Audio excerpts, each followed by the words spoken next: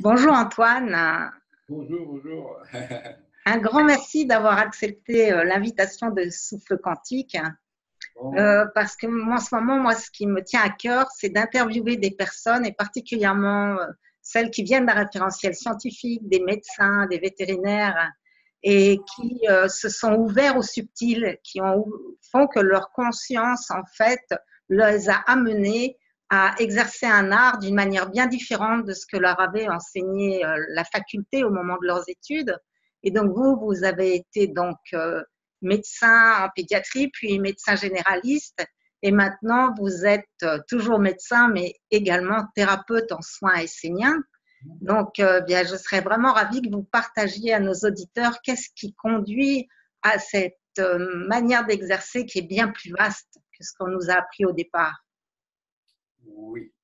Alors, vous avez des questions particulières pour commencer ou voilà.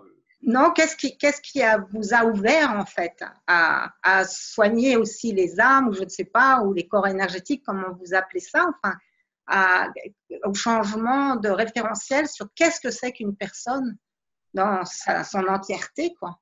Voilà. Donc, mon parcours médical, comme vous avez dit, bon, a commencé normalement, voilà, et ça a duré pendant une vingtaine d'années. Et ce parcours était essentiellement classique, la médecine comme nous l'apprenons à la faculté. Et au fur et à mesure de mon expérience et l'expérience avec les patients m'ont amené à tomber ou toucher des impasses thérapeutiques.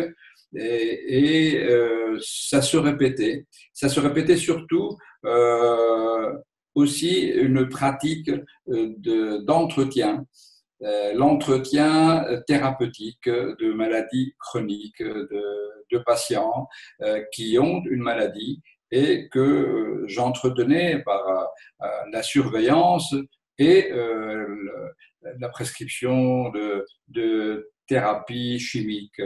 Euh, et ceci, forcément, ça m'a touché dans le sens que c'était commençais à m'ennuyer.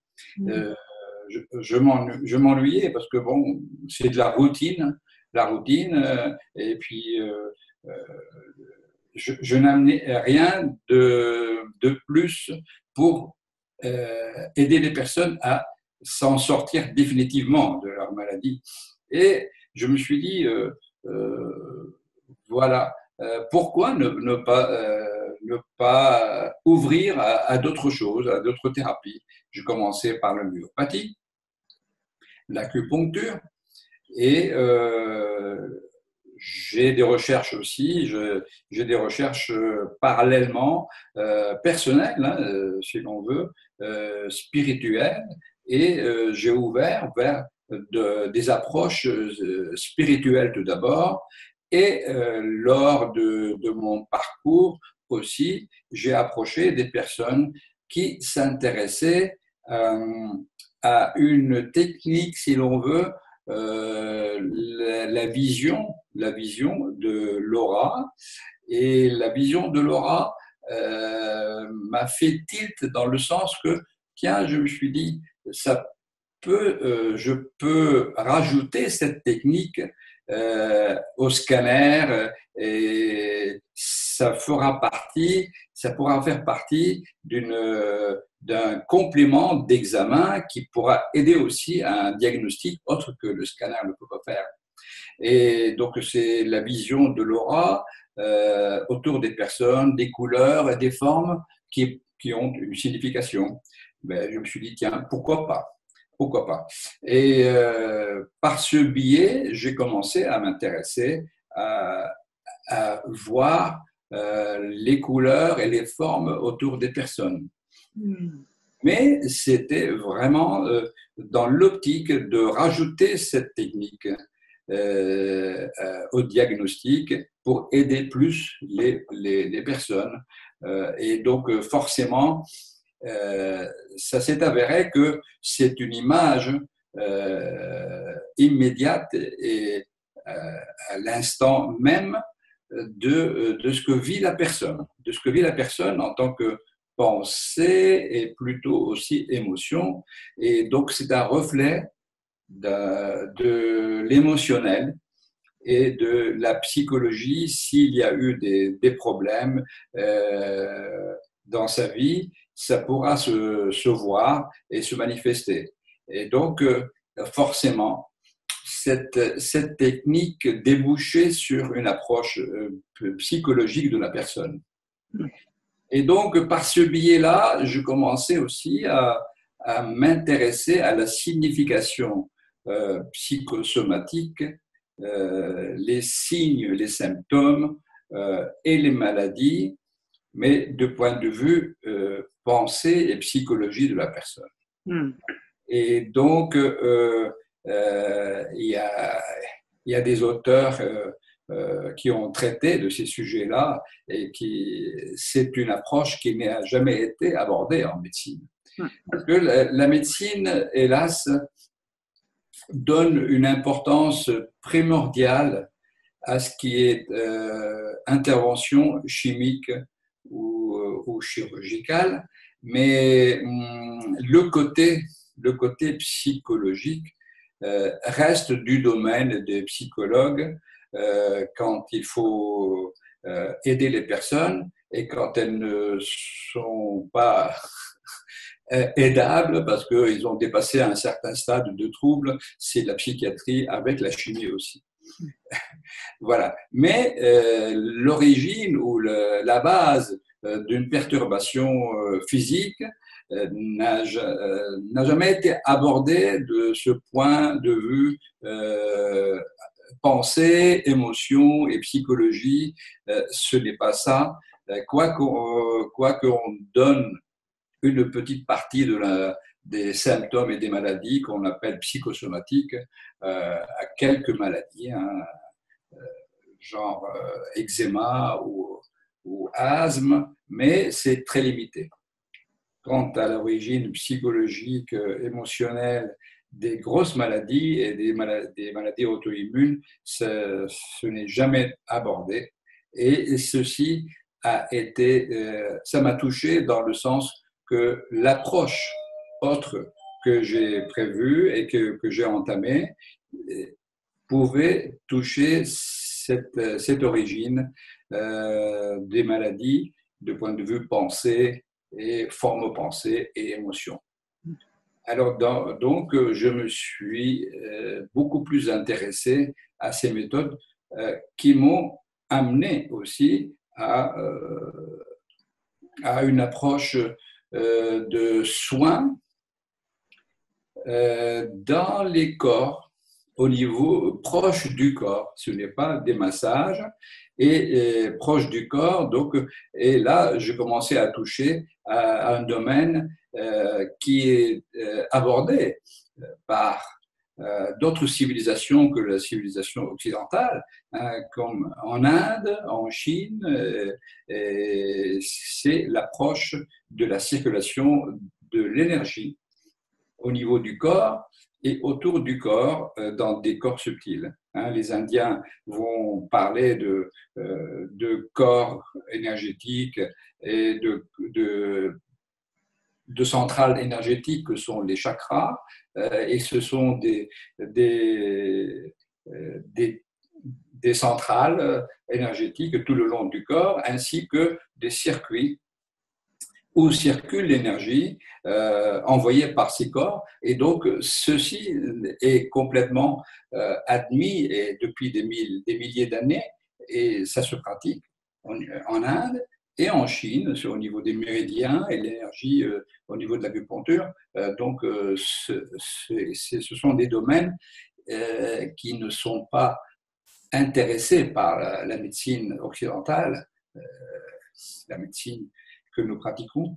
Donc, voilà, ça touche, cette approche, ça touche au corps énergétique. Et là aussi, je me suis engouffrais dans cette approche et ça m'a amené à la pratique et des soins esséniens qui sont une compilation d'une approche des corps énergétiques de la personne pour l'équilibration et ça touche à des affections particulières, mais associé aussi au diagnostic de vision de l'aura et des perturbations de l'aura, donc les couleurs et les formes autour des personnes, ainsi que leurs formes pensées ce sont les pensées qui ont pris forme, qui prennent forme autour de la personne. Voilà un petit peu comment j'en suis venu, mais c'était tout ça dans le but d'amener plus de confort et plus de solutions aux personnes. Et effectivement, je remarque quand même que en travaillant avec les personnes, que de point de vue émotionnel et de point de vue conscientisation de la personne, c'est elle-même, en devenant consciente de ce qu'il a amené comme perturbation, va essayer de changer et va travailler, va faire un travail personnel. En tant que thérapeute, je peux aider, mais je ne guéris pas. C'est la personne elle-même, avec l'évolution et les soins, qui va s'amener une bonne partie de la guérison. Voilà.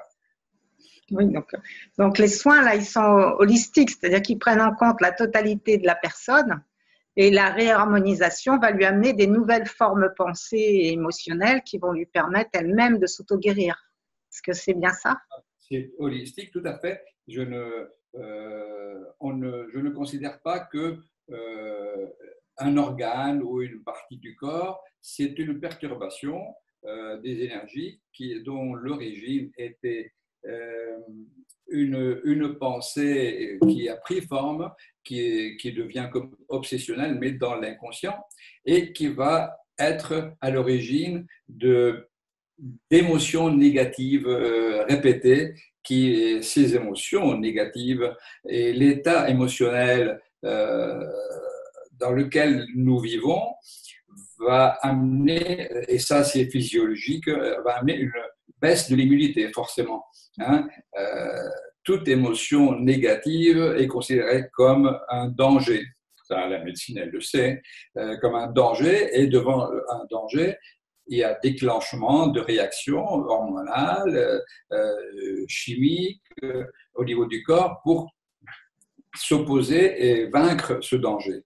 Or, même l'émotion négative, toute émotion négative, est considérée comme un danger et donc il y a des sécrétions qui se font, mais plus ces sécrétions sont produites et plus le corps physique va s'épuiser et va faillir devant l'invasion extérieure, que ce soit de microbes, virus et auto-immune, invasion auto-immune, production auto-immune, et ça va amener la maladie. Donc, mais les pensées sont à la base, nos croyances qui deviennent une partie de nous, nos croyances sont des formes de pensée qui sont là, mais refoulées dans l'inconscient. Elles font leur travail, mais c'est comme la pointe de l'iceberg. On ne voit qu'une partie, mais tout le reste est caché dans l'inconscient et ça, c'est à l'origine de nos émotions négatives. Donc, voilà, c'est une approche effectivement qui donne une importance capitale à la psychologie de la personne, ce que médicalement on ne pouvait pas aborder, parce que dans l'approche scientifique, c'est à toute maladie, on va donner de la chimie ou bien approche chirurgicale, mais bon, la psychologie, oui, on laisse ça pour d'autres. Le médecin n'est pas formé pour une approche psychologique. Voilà. Et énergétique, parce que les auras, c'est une approche des corps subtils aussi. Oui, non, non, non, mais il n'y en a pas, hein, il n'y a aucune approche dans ce sens-là. Et c'est ce qui m'a mené à m'intéresser beaucoup, j'aime beaucoup l'approche psychologique et le sens des maladies qui, de point de vue pensée répétitive, ça va amener forcément, ça va amener à des perturbations émotionnelles. C'est la pensée à l'origine des perturbations émotionnelles. Et vous m'aviez parlé au début de votre recherche au niveau spirituel. Qu'est-ce qu'on entend par le spirituel en fait? Et est-ce qu'il y a une place en fait pour la transcendance, c'est-à-dire cette capacité innée de l'humain à se relier à plus grand que soi dans les soins esséniens que vous pratiquez aujourd'hui? Si je comprends votre question, vous me posez la question si qu'est-ce que je comprends, par approche spirituelle, c'est ça? Oui, en fait, j'ai mis deux questions en une. Oui. C'est est-ce que dans les soins esséniens, il y a aussi cette composante de quelque part réveiller cette capacité innée de l'humain de se sentir faire partie d'un grand tout, quoi, qui permet aussi d'apporter des nouvelles fréquences guérisseuses.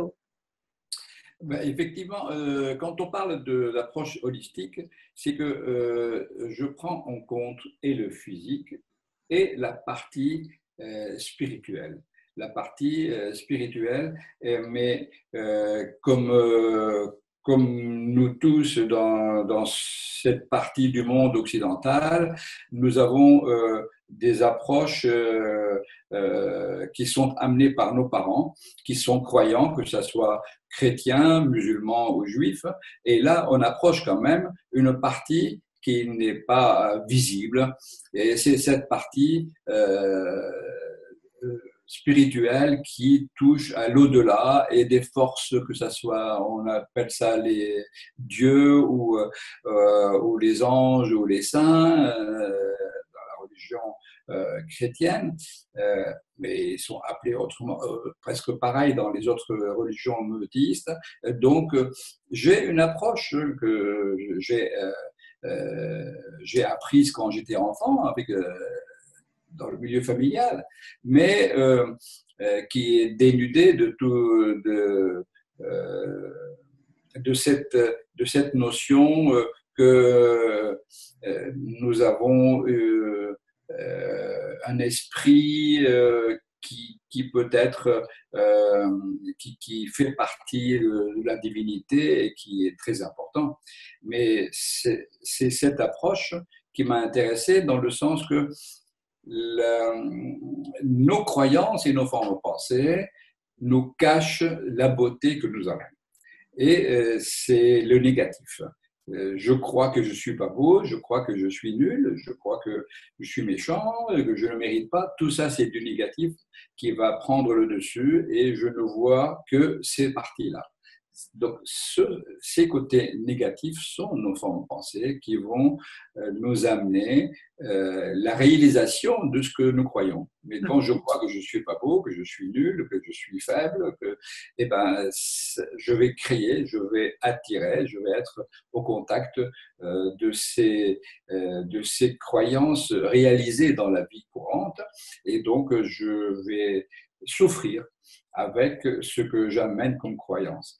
Et donc, l'esprit, je vais le moduler selon l'esprit ou l'âme ou cette partie subtile de notre corps va être modulée et va être perturbée par ce que je crois.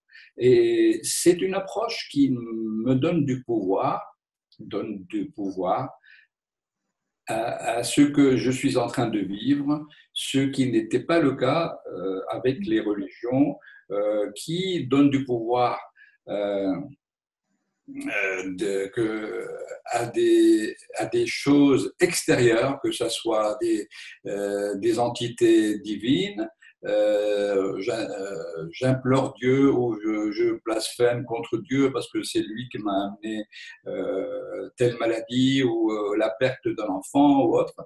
Et je mets toujours la cause sur des forces extérieures à moi. Tandis que dans l'approche que j'aborde, que j'apprécie beaucoup, c'est je suis à l'origine de ce qui m'arrive et ceci par la force de mes pensées et de mes croyances.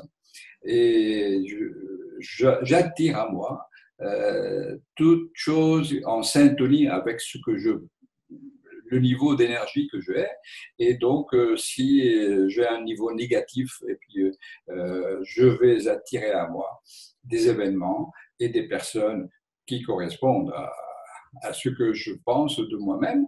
Et le contraire, si je suis dans le positif, je vais attirer à moi aussi des énergies au même niveau que ce que j'aimais.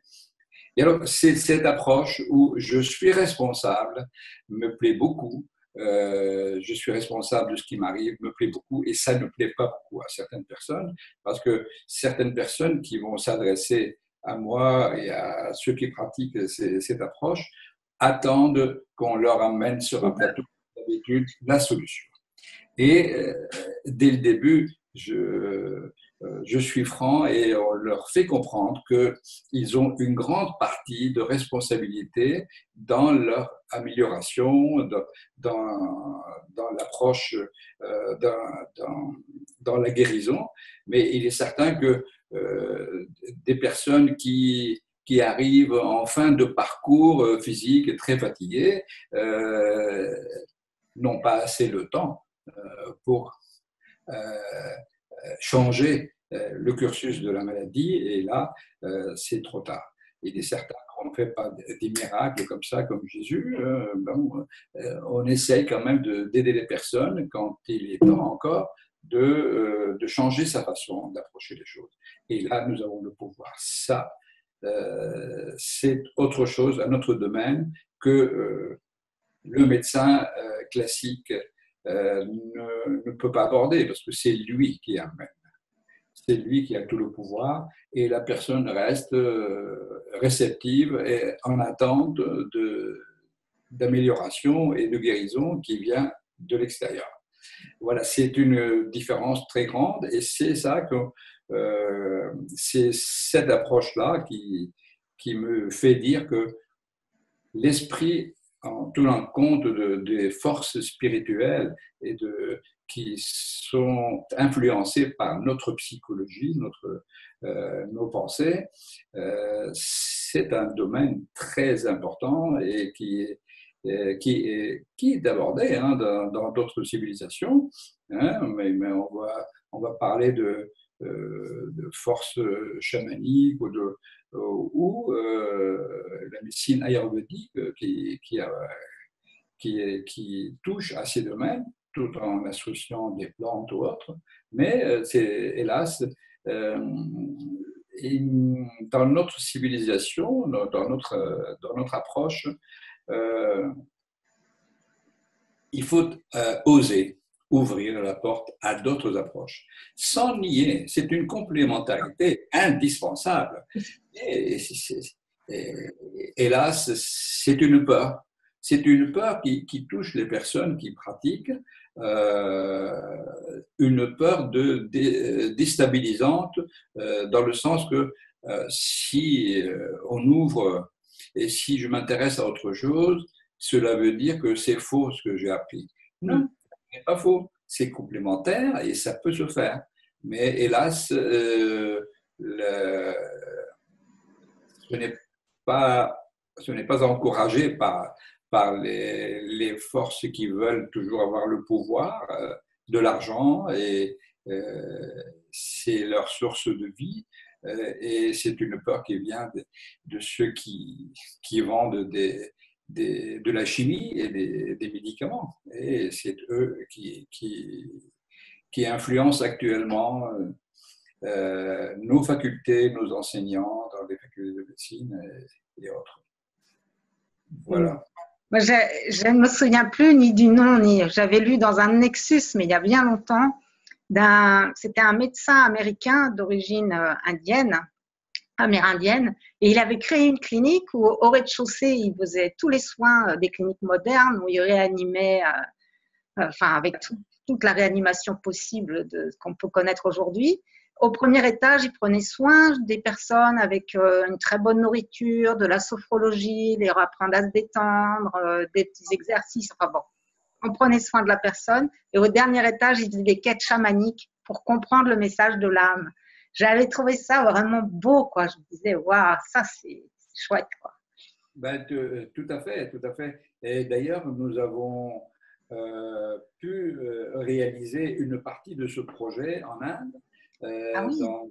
dans un orphelinat, un ashram où il y a un orphelinat qui reçoit 300, 400 enfants, et où il y a un hôpital au rez-de-chaussée. C'est ouvert à la médecine classique et un médecin classique, mais au premier étage, nous avons un côté où les soins esséniens étaient pratiqués, ainsi que d'autres soins alternatifs au premier étage.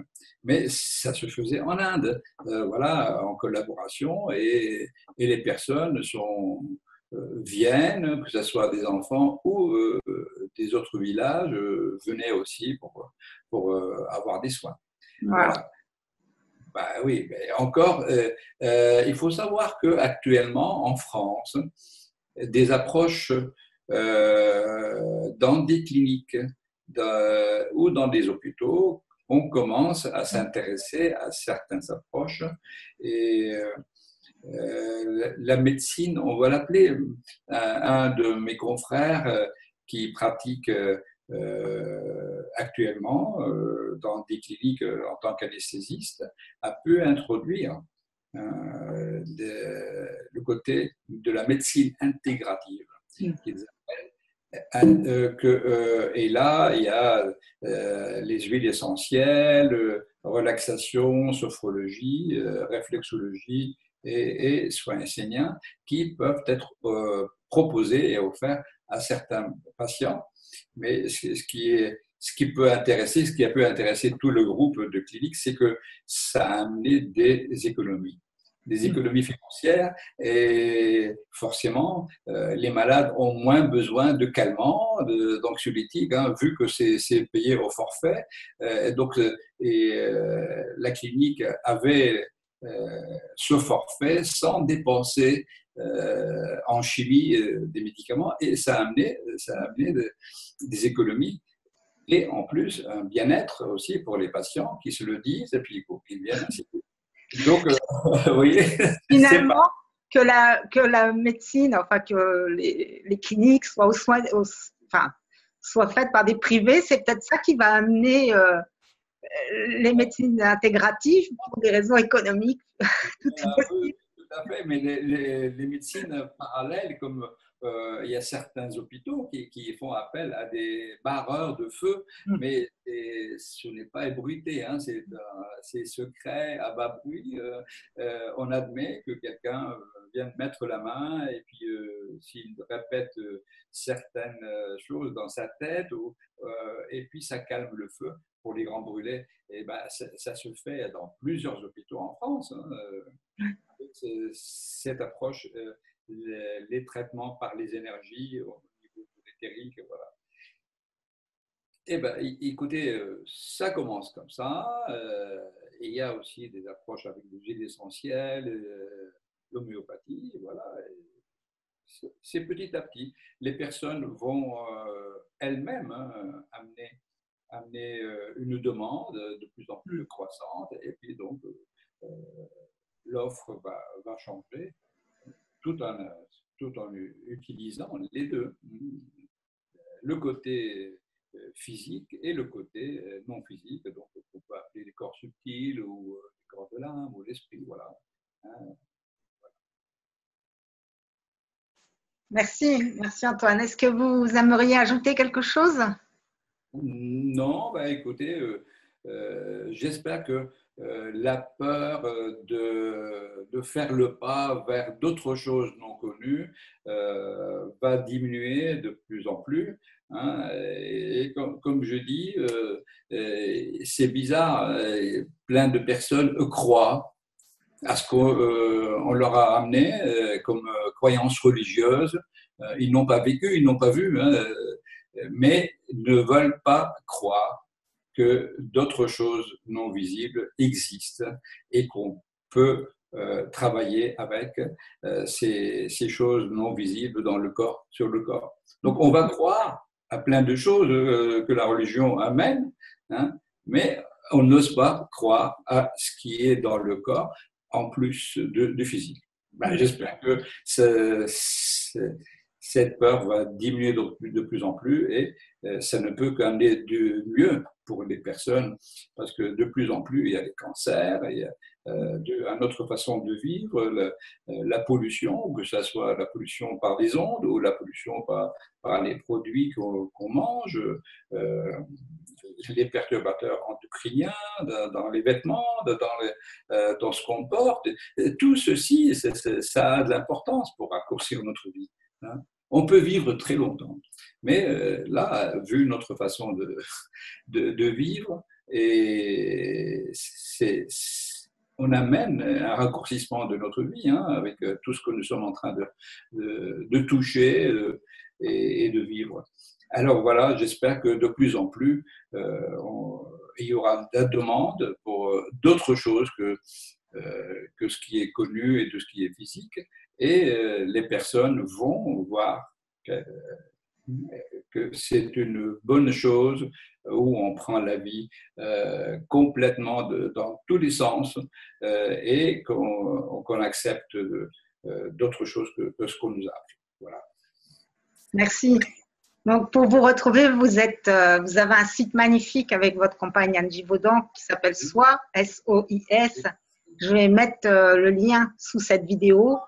Et vraiment, moi, je tiens à vous féliciter. C'est surtout, je suis admirative et envieuse même, je dirais, par moments, de la qualité de votre site et de toutes vos actions qui intègrent l'humain dans sa globalité, qui intègrent avec les différents peuples, les différentes cultures, le soin vraiment de multiples façons, les enseignements, les soins individuels, les partages du positif. Ah, vraiment, votre site est une perle. Merci, merci, merci hein, pour tout ce que vous nous offrez. Merci à vous, merci d'avoir eu cette idée-là. J'espère que ça va donner envie à d'autres personnes d'oser essayer. Merci Antoine. Merci.